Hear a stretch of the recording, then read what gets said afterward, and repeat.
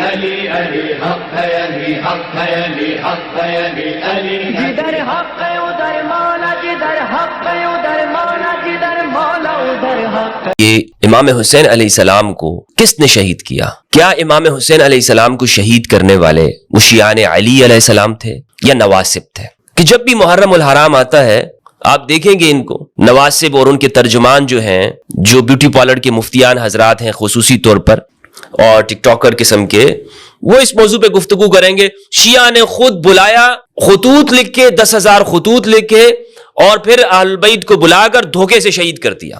یقین جانیے تاریخ کا سب سے بڑا جھوٹ یہ ہے، سب سے بڑا جھوٹ یہ ہے۔ کیوں؟ اس لیے کہ شیعان علی علیہ السلام، ایک تو شیعان علی کے ساتھ انہوں نے یہ کیا کہ جب اقتدار میں امویت تھی، امویوں نے اہل البیت کو شہید کیا، اور پھر جو ان کے مخلصین تھے حجر بن عدی رضی اللہ تعالیٰ عنہ، ان پر جھوٹی تہمتیں لگائی گئی، عبید اللہ بن زیاد جیسے لوگوں نے، زیاد بن ابی جیسے، اور ان کو پھر الزامات میں گرفتار کر کے ہاتھ باندھ کر پیچھے ان کی گردنیں ماری گئی۔ پوری تاریخ آپ اٹھا کے دیکھ لیں، اہل البیت در بدر ہوئے، ایک علاقے سے دوسرے علاقوں میں گئے، پوری دنیا میں پھیلے۔ اس کا ایک فائدہ تو یہ ہوا کہ ان کی نسل مبارک پوری دنیا میں ذریت پھیل گئی، لیکن ایک حقیقت ہے کہ انہوں نے جو سفر کیا وہ اپنی جانوں کو بچانے کے لیے اور تبلیغ کے لیے کیا۔ دنیا میں جو اسلام پھیلا ان کے قدموں کی وجہ سے پھیلا ہے، لیکن یہ ظلم یہ کرتے رہے، ایک جانب اہل البیت کو شہید کرتے رہے، اتباع تو چھوڑیے نا، اتباع انہوں نے کی نہیں، شہید کیا، قتل کیا، اور دوسری جانب پھر جو ان کے مخلصین تھے ان پر الزام لگائے گئے، ان کو مارا گیا، ان کو گرفتار کیا گیا، قتل کیا گیا، پابند سلاسل کیا گیا، اور پھر اہل بیت کو خود شہید کیا اور الزام کس پہ لگا دیا؟ شیعان علی کے اوپر۔ او جناب، یہ وہ لوگ ہیں کہ جنہوں نے اہل البیت کو شہید کیا۔ اس کی مثال سب سے زیادہ کربلا کی ہے، اور اس سے پہلے اگر ہم یہ دیکھیں تو امام علی علیہ السلام کی جو شہادت ہے، اشق الناس عبد الرحمن ابن ملجم المرادی، امام علی علیہ السلام کو شہید کیا اس نے۔ وہ بدبخت انسان جو لوگوں میں سب سے زیادہ بدبخت ہے، اس کا تعلق کہاں سے ہے؟ خارجی تھا وہ، خارجی۔ کس نے اسے وہاں پہ بھیجا؟ یہ پوری ایک اس کے اوپر میرا موضوع ہے، گفتگو میں کر چکا ہوں، لیکن اگر آپ حالات کا جائزہ لیں گے تو آپ دیکھیں گے کہ اس کا تعلق کہیں اور نظر آئے گا۔ یہ دیکھ لیں کہ امام حسین علیہ السلام کی جو شہادت ہے، اس حوالے سے یہ کہا جاتا ہے کہ شیعان علی نے شہید کیا، یہ بالکل من گھڑت بات ہے۔ حضرت عمر کے بارے میں تو کہا جا سکتا ہے کہ جناب ایک بنیاد بنائی جا سکتی، لیکن یہاں پر آپ نہیں بنا سکتے۔ اس کی کیا وجہ ہے؟ اس کی وجہ یہ ہے کہ اقتدار میں کون لوگ ہیں۔ اقتدار کو دیکھیں، اقتدار میں یزید بن معاویہ ہے، یزید اللعین الشریب ناکح امہات الاولاد، وہ شخص ہے کہ جو کعبہ کی حرمت کو پامال کرنے والا ہے، مدینہ کی حرمت کو پامال کرنے والا ہے، آل بیت رسول اللہ ان کو شہید کرنے والا ہے۔ یہ اموی شخص یعنی اقتدار کے اوپر موجود ہے، پورا کنٹرول اس کے پاس ہے، پتہ بھی اس کی مرضی کے بغیر نہیں ہلتا۔ یہ گورنر چینج کرتا ہے، نعمان بن بشیر کو معزول کر دیتا ہے۔ کیوں معزول کرتا ہے نعمان بن بشیر کو؟ کیوں؟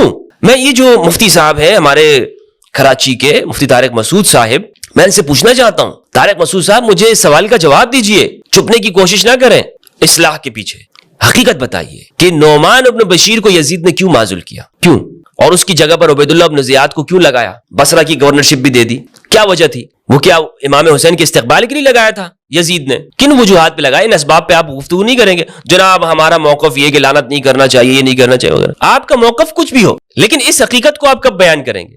یہ حقیقت کب آشکارا ہوگی؟ ان سوالوں کا جواب آپ کب دیں گے کہ نعمان بن بشیر کو معزول کیا اور نعمان بن بشیر کی جگہ عبید اللہ بن زیاد کو لگایا؟ اور پھر کس کے مشورے پہ یہ سب کچھ ہوا ہے بھائی؟ کون ہے مشورہ دینے والا؟ سیر جون۔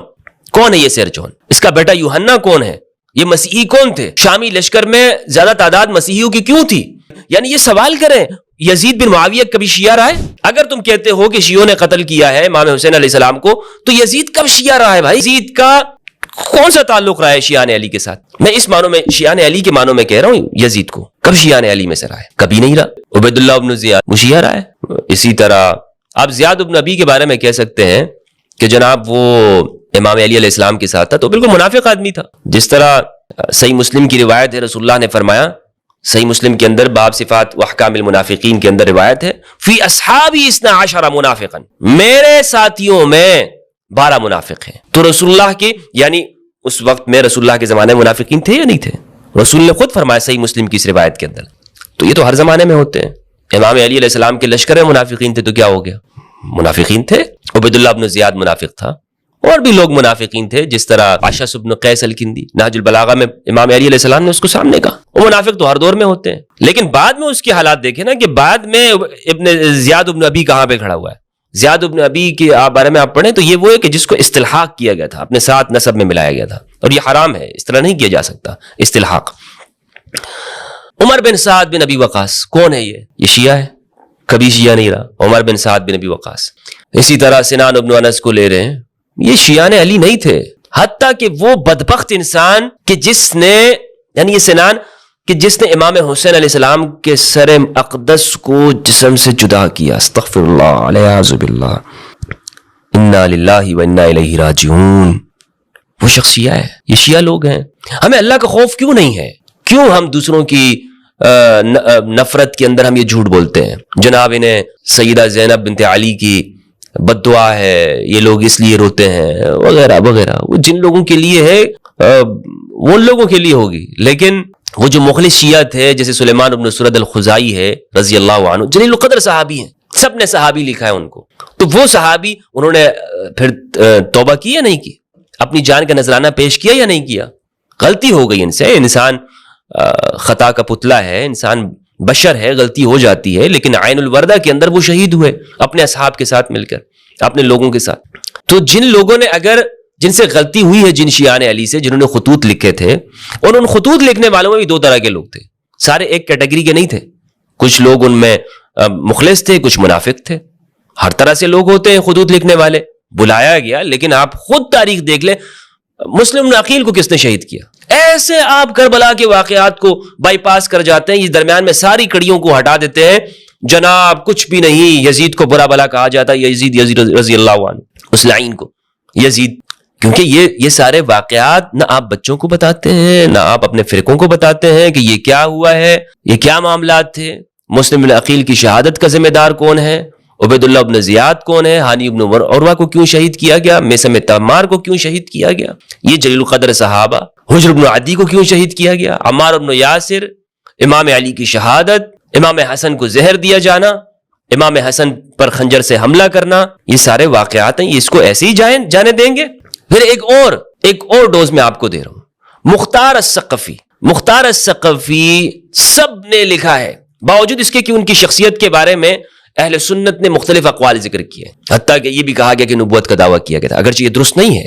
لیکن مختار الثقفی رحمہ اللہ, ان کے بارے میں آپ دیکھیں, مختار الثقفی نے قصاص لیا یا نہیں لیا؟ سب کا اتفاق ہے کہ مختار الثقفی وہ شخص ہے, اہل سنت بھی اس بات کو مانتے ہیں کہ قاتلان حسین کو قتل کرنے والا ہے, اور بہت یعنی ان کو برے طریقے سے قتل کیا مختار الثقفی نے. اہل البیت کا سینہ ٹھنڈا کیا.